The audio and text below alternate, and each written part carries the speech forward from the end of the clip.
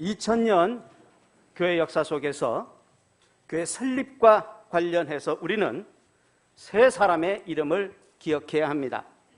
첫 번째 사람은 사도 베드로죠. 주는 그리스도이시요 살아계신 하나님의 아들이시니다라고 예수님께 대해서 신앙 고백했을 때 예수님께서 말씀하셨죠. 내 믿음 위에다가 내 교회를 세우리라. 역사상 최초의 교회가 사도 베드로의 신앙 고백 위에 세워졌다라고 하는 말씀이죠. 두 번째로 기억해야 될 이름은 우리가 아는 대로 사도 바울입니다. 최초의 해외 선교사로서 이스라엘 안에 가둬져 있었던 복음을 세계로 확산시킨 믿음의 영웅이지요. 그로 인하여 복음이 세계화되었고 이스라엘 바깥의 나라에 교회가 세워지게 되었다라고 하는 말씀이죠. 세 번째로 우리가 기억해야 될 이름은 종교개혁자 마틴 루터입니다. 그분의 종교개혁 운동으로 인하여 우리가 지금 신앙생활하고 있는 이런 장로교회, 그리고 감리교회, 그리고 순복음교회, 이런 개혁교회들이, 개신교회들이 세워지게 된 것이죠. 마틴 루터는 당시 교황이 레오 10세였습니다. 로마 교황 레오 10세. 바티칸 성당 그리고 베드로 성당을 레오 10세는 증축하고 그리고 보수하기 위해서 교우들에게 많은 헌금을 강요했습니다. 특별히 면죄부를 팔았습니다. 면죄부. 큰 죄를 지은 것이 있으면 이 면죄부를 사면 죄가 용서함을 받는다. 당시 사제들의 설교문이 오늘까지 남아 있는데 사제들은 성당에서 이렇게 설교했습니다. 여러분, 헌금하십시오. 헌금에 여러분이 드린 동전이 딸그랑 소리를 내며 바닥에 떨어질 때 지옥에 간 영혼들이 하늘나라로 올라갑니다. 말도 안 되는 얘기죠. 당시 가톨릭 사제였던 마틴 루터는 그렇게 타락하고 부패했던 교회를 공격하는 95개의 경문 혹은 95개의 이제 논제라고 합니다마는 95개의 경문을 대자보에 써서 1517년 10월 31일 1517년 10월 31일 정확하게 505년 전이죠. 자신이 교수로 있던 독일의 비텐베르크 대학 성당 교회의 정문에 붙였습니다. 이것이 잘못되었다. 오늘날 교회는 이것이 문제다라고 95개조 논조를 혹은 95개의 경문을 대자보에 써서 붙였습니다. 루터의 대자보는 2주 만에 전 독일에 퍼졌고 그리고 부패한 가톨릭 교회에 대해서 염증을 느끼고 있던 많은 사람들이 루터를 따랐다라고 하는 것입니다. 교황청은 1521년 4월 달 보름스라고 하는 곳에서 회의를 해서 마틴 루터를 비롯하여 종교개혁자들을 파문했습니다. 그러나 불하지 않고 종교개혁자들은 계속적으로 교회를 갱신하는 그리고 신앙을 개혁하는 글을 써서 그리고 설교를 해서 그리고 강연을 해서 자기의 주장들을 펼쳐 나갔던 것이죠. 전 유럽이 종교개혁 운동이 일어나 우리가 아는 대로 프랑스에서는 그리고 스위스에서는 칼빈을 중심으로 우리가 오늘날 신앙생활하고 있는 장로교회가 만들어졌고 영국에서는 잔 웨슬레라고 하는 분을 중심으로 감리교회가 만들어졌고 독일에서는 루터를 중심으로 루터 교회가 세워지게 되었다라고 하는 말씀이죠. 오늘날 우리가 신앙생활하고 있는 이 개혁교회 혹은 개신교회는 종교개혁 운동의 열매다라고 하는 말씀입니다. 교우 여러분, 그렇다면 개혁이라고 하는 것이 무엇입니까? 개혁의 개자는요, 뜯어 고친다 혹은 고친다라고 하는 뜻의 개이고요. 혁은요, 가죽이라고 하는 뜻입니다. 가죽, 짐승의 가죽. 짐승의 가죽을 얻기 위해서 살점을 뜯어내고, 그리고 이제 기름 덩어리들을 이제 떼어내고, 그리고 오물들을 제거해서 가죽을 얻는 것처럼 개혁이라고 하는 것은 본질적인 것을 얻기 위하여, 개혁이라고 하는 것은 본질적인 것을 얻기 위하여 비본질적인 것을 제거한다, 비본질적인 것을 뜯어낸다라고 하는 것이 개혁입니다. 그렇다면 교우 여러분, 종교개혁을 통하여서 종교개혁자들이 제거하기 원했던 비본질적인 것은 무엇이었으며, 종교개혁자들이 종교개혁을 통하여서 회복하기 원했던 본질적인 것은 무엇이었겠습니까? 첫째로 드려야 할 말씀은, 종교개혁은 예수 그리스도를 교회의 주인으로 세우는 개혁 운동이었다라고 하는 것입니다. 다시 말씀드립니다. 종교개혁은 예수 그리스도를 교회의 주인으로 세우는 개혁 운동이었다. 종교개혁이 일어날 당시 교회의 주인은 사제들이었습니다. 사제들은 성직, 질서, 체계를 거대한 피라미드 구조로 만들었습니다. 가장 밑에는 부제들이 있었고요. 그 위에는 사제들이 있었고요. 그 위에는 주교들이 있었고요. 주교들 위에는 대주교들이 있었고요. 대주교들 위에는 추기경이 있었고요. 우리나라에도 추기경이 두 분이 있죠. 그리고 제일 꼭대기에는 우리가 아는 대로 교황이 있었다라고 하는 것입니다. 권력구조의 정점에 교황이 있어 교회를 소유하고, 그리고 교권, 교회 권력을 행사했다라고 하는 말이죠. 당시 교황은, 그리고 사제들은 이렇게 주장했습니다. 하나님의 말씀이 기록된 마태복음을 보라. 예수님께서 베드로의 신앙 고백 위에 교회를 세우겠다고 하시지 않았느냐. 그리고 그 베드로가 로마에 와서 순교하지 않았느냐. 베드로가 순교한 순교터 위에 바티칸 성당, 베드로 성당을 세우고 그것을 주관하는 대주교가 교황이니 당연히 교황이 교회를 소유하고 그리고 교회를 주장한다라고 하는 논리를 폈던 것이죠. 그러나 여러분, 그들의 주장은 하나님의 말씀을 오해하고 곡해한 것이었죠. 예수님께서 베드로의 신앙 고백을 받으시고 주는 그리스도이시요 살아계신 하나님의 아들이십니다 라고 하는 신앙 고백을 받으시고 이렇게 베드로에게 말씀하셨어요. 잘 들어보십시오. 내가 내 믿음의 고백 위에 내 교회를 세우리니. 예수님의 말씀이었어요. 교회를 세우는데 예수님의 교회를 세우시겠다고 말씀하신 거예요. 내 교회를 세우리니. 세워지는 교회는 사람의 것이 아니고 베드로의 것이 아니고 교황의 것이 아니고 예수님의 소유다라고 하는 것을 분명히 예수님은 말씀해 주셨죠. 내 교회를 세우리니. 교황의 교회가 되어서는 아니 되고 사제들의 교회가 되어서도 안 되겠고 사람들의 교회가 되어서도 안 되겠고 예수님이, 주님이, 예수 그리스도가 교회를 소유해야 된다라고 하는 말씀이었습니다. 종교개혁 운동이 일어난 지 505년의 세월이 흘렀습니다. 오늘날 우리 교회들을 살펴보면 예수님이 교회에서 주인 노릇하지 않고 계신 혹은 주인 노릇하지 못하고 계신 교회가 많아요. 사람이 주인이 된 교회가 많아요.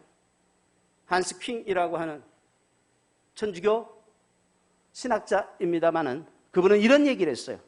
천주교에는 으뜸되는 교황이 한 명밖에 없지만, 성 프란시스 교황이 한 명밖에 없지만, 개신교회에는 작은 교황들이 너무너무 많다. 무슨 얘기입니까? 어떤 교회들을 보면 목회자가 주인 노릇하고, 어떤 교회를 보면 영향력 있는 소수가 주인 노릇을 한다라고 하는 말이에요. 그들을 작은 교황이라고 부른 것이죠. 교회 주인은 예수님이시고 예수님이 교회 주인이 되셔야 하는데, 사람이 주인이 되어 교회를 이끌어가는 교회가 많다라고 하는 말씀이죠. 그래서는 안 된다라고 하는 말씀이죠. 여러분, 교회가 주님의 교회이기에 주님의 뜻대로 교회가 운영되어야 하는데, 사람의 생각과 세상의 뜻대로 운영되는 교회가 많아요. 어떤 교회는 세속주의가 교회를 지배하고 있어요. 교회가 세상에 영향을 미쳐야 하는데 세상이 교회에 영향을 미쳐. 교회가 사랑으로 그리고 정의로 세상을 물들여야 하는데 세상의 세속적인 흐름이 교회를 물들이고 있는 교회가 많다라고 하는 것입니다. 어떤 교회는 성장주의에 매몰되어 교회가 운영되는 교회가 있어요.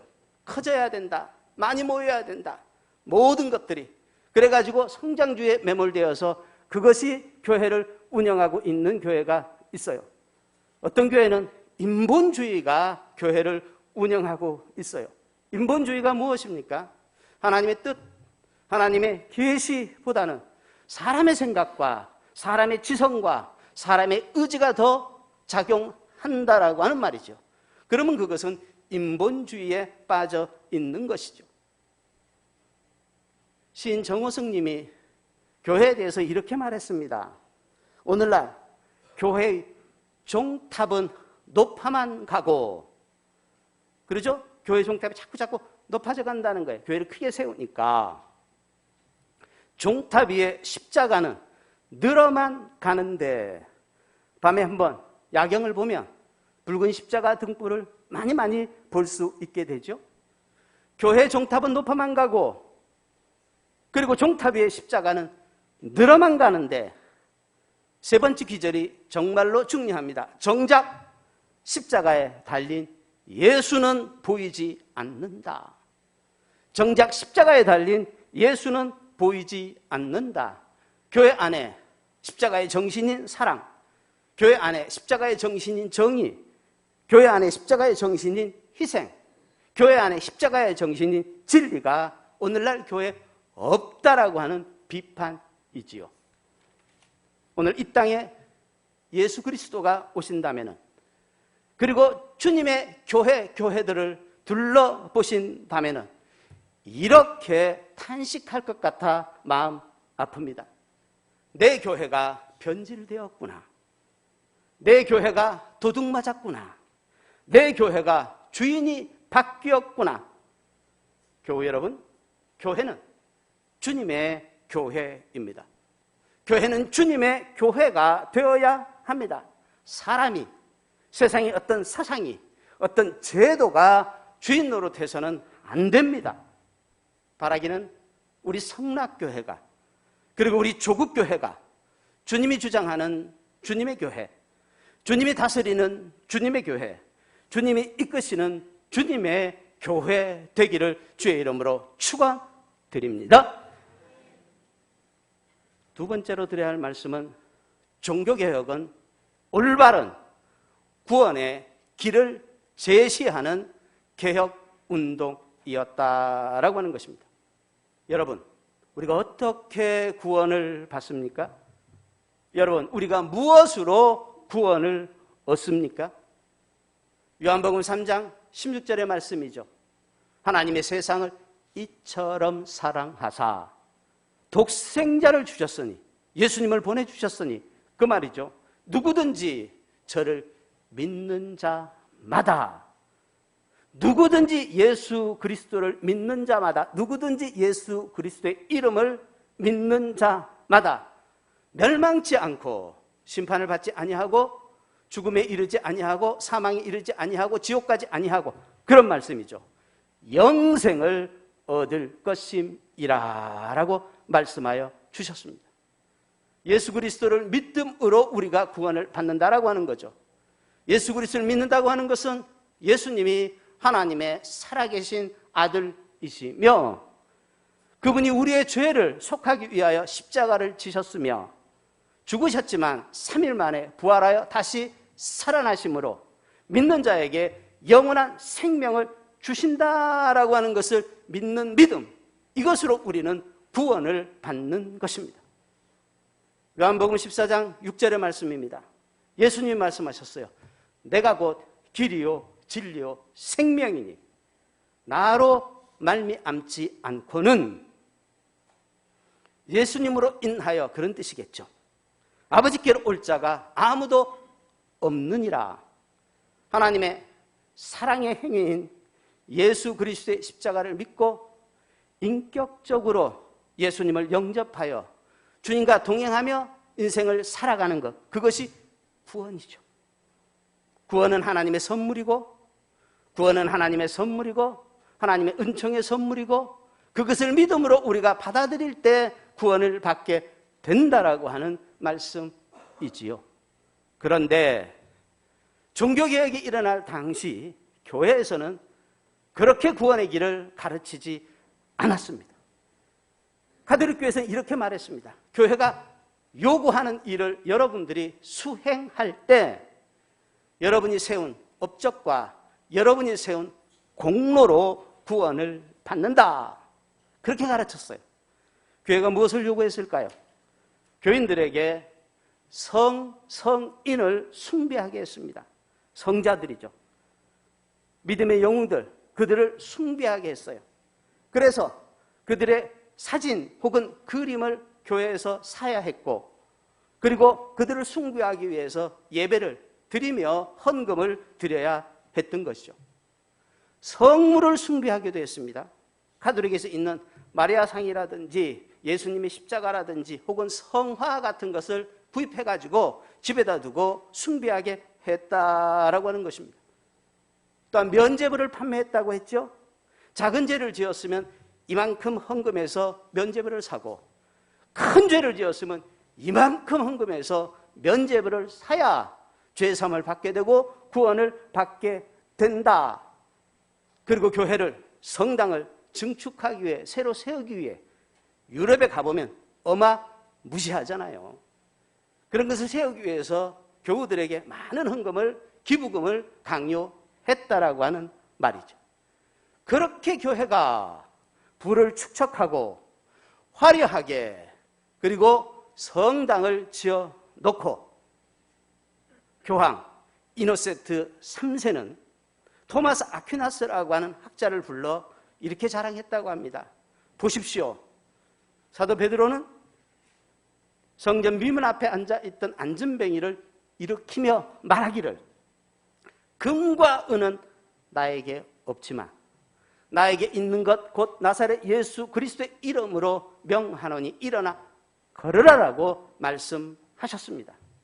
베드로 사도는 금과 은이 없었습니다. 그러나 오늘 우리 교회는, 오늘 우리 가톨릭 처치는 금과 은을 갖게 되었습니다 라고 자랑했습니다. 금과 은으로 화려하게 성당을 세우고 그렇게 자랑했던 것이죠. 그러자 토마스 아퀴나스가 이렇게 말했다고 합니다. 그렇습니다. 교회가 금과 은을 갖게 되었지만 그 대신 예수의 이름이 없어졌습니다. 그 대신 예수의 이름이 없어졌습니다. 당시 교회에는 구원의 능력, 예수 그리스도의 이름이 없었다라고 하는 말씀입니다. 구원의 통로인 예수 그리스도의 이름이 없었다라고 하는 말씀이지요. 그래서 마틴 루터는 이렇게 설교했습니다. 교황의 옷소매 끝에 있는, 교황이 입고 있는 옷소매 끝에 십자가 장식이 있었어요. 근데 거기에 대해서 교황은 이렇게 말했습니다. 이 십자가 장식은 골고다 언덕에 세워졌던 예수 그리스도가 달린 십자가와 가치가 동일하다. 말도 안 되는 얘기죠. 교황은 그렇게 설교했습니다. 거기에 대해서 마틴 루터 종교개혁자는 이렇게 설교한 것이죠. 교황의 소매 끝에 새겨진 십자가 장식과 예수 그리스도의 골고다의 십자가 가치가 동등하다고 말하는 것은 하나님의 구원의 역사에 대한 심각한 모독이다. 오늘날 교회는 하나님의 영광을 가로채고 탈취했고 도둑질했다. 그리고 이렇게 말했습니다. 우리는 분명히 말하지만 하나님의 구원의 역사, 십자가를 통하여 구원을 받을 수 있고 예수 그리스도에 대한 믿음으로 구원받는다라고 설교했다는 것이죠.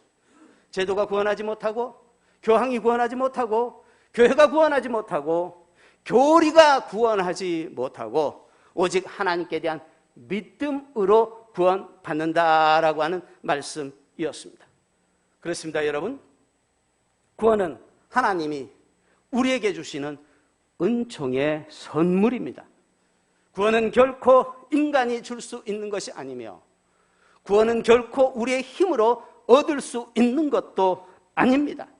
기억하십시오. 잊지 마십시오. 오직 믿음으로, 오직 은혜로 우리는 구원받습니다.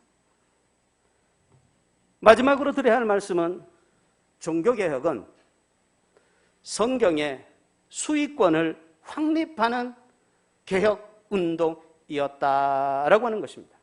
수익권, 으뜸 숫자에다가 자리 위자, 권리할 때 권자입니다.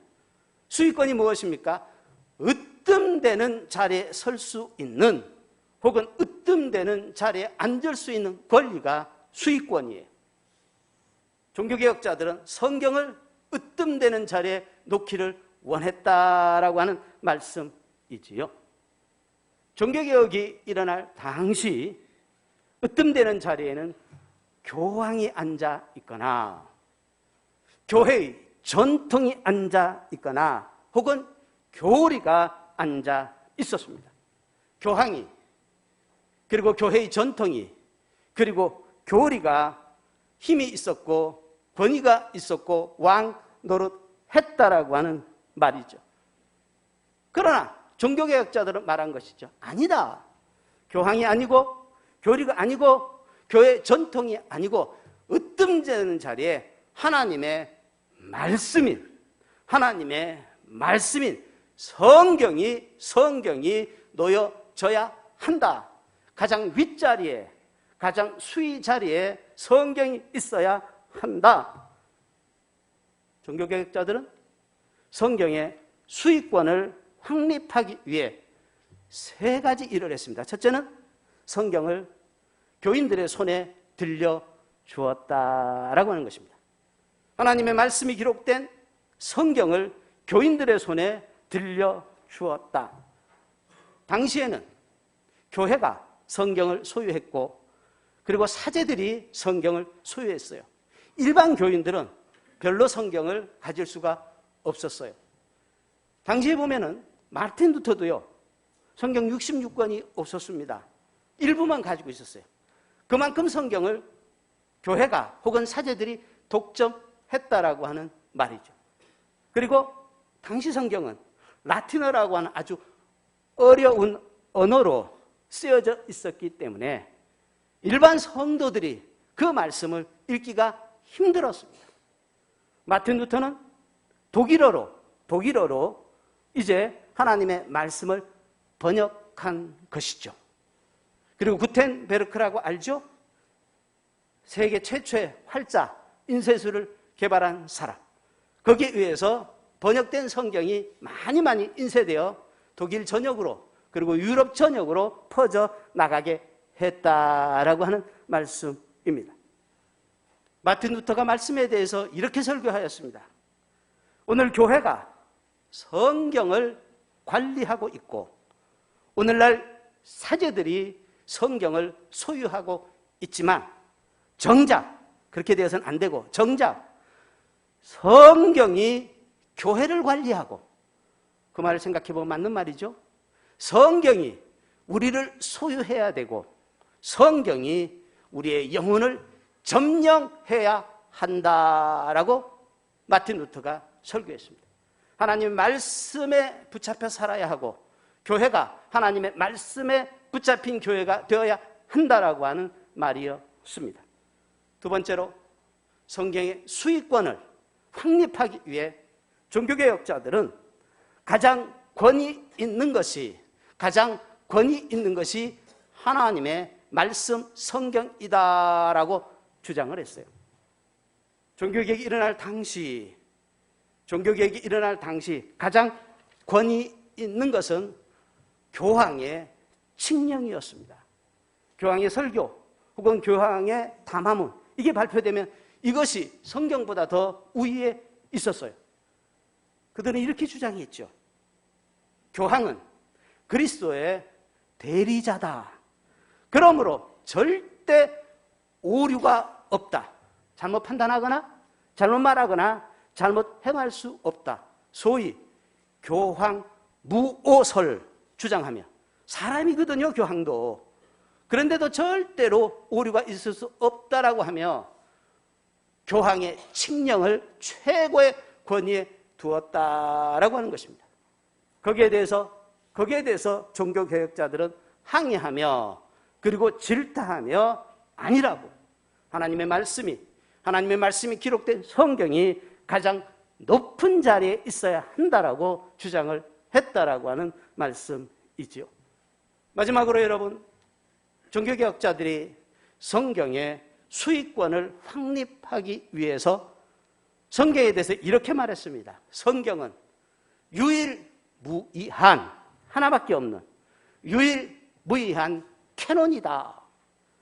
캐논이라고 하는 말은요, 정경이라고 하는 뜻입니다만은 원래 뜻은 뭐냐면 자라고 하는 뜻이에요. 자, 길이를 재는 자. 자로 길이를 재서 길다, 짧다, 크다 혹은 작다라고 말하죠. 성경이 캐논이라고 하는 것입니다. 옳고 그름을 판정해주는, 의롭고 불의함을 판정해주는, 해야 될 일과 하지 않아야 될 일을 구분해주는, 선한 것과 악한 것을 구분해주는, 정해주는 캐논, 잣대, 표준, 그것이 바로 성경이라고 하는 말씀이죠. 마틴 루터는 성경에 대해서 이렇게 설교했습니다. 성경을 배제하고 다른 책을 읽음으로써 우리가 무엇을 성취할 수 있으며 우리가 무엇을 얻을 수 있겠느냐. 성경을 제외한 다른 책은 읽음으로, 가짐으로 평안 대신 갈등을 갖게 되며, 안정 대신 혼란을 갖게 되며, 기쁨 대신 아픔을 갖게 되며, 생명 대신 죽음에 이르게 되느니라. 하나님의 말씀인 성경을 제외하고 다른 것을 읽을 때, 하나님의 말씀인 성경을 제외하고 다른 것을 얻을 때 이런 유익이 없다라고 하는 말을 했습니다. 그리고 이렇게 말했죠. 오직 하나님의 말씀인 성경만이, 오직 하나님의 말씀인 성경만이 우리에게 생명과 진리와 천국을 주는 유일한 단 하나밖에 없는, 유일한 단 하나밖에 없는 캐논이다라고 설교했습니다. 교우 여러분, 종교개혁자들이 당시 외친 종교개혁 운동의 구호는 아드 폰테스였습니다. 라틴어죠. 아드 폰테스. 이 말은 본질로 돌아가라, 근본으로 돌아가라라고 하는 외침이었습니다. 교우 여러분, 교회의 본질이 무엇입니까? 신앙의 여러분, 근본이 무엇입니까? 세 가지예요. 교회의 주인은 사람이 아니고 제도가 아니고 예수 그리스도이시다라고 하는 것입니다. 구원의 방편은 우리의 행위, 업적, 공로로 얻을 수 있는 것이 아니고 하나님께 대한 믿음으로 얻는다라고 하는 말씀입니다. 세 번째는 최고의 권위는 사람에게 있지 아니하고 제도에게 있지 아니하고 전통에 있지 아니하고 성경에 있다라고 하는 말씀입니다. 기억하십시오. 그리고 마음에 새기십시오. 오직 예수, 오직 믿음, 오직 성경입니다. 기도하십시다.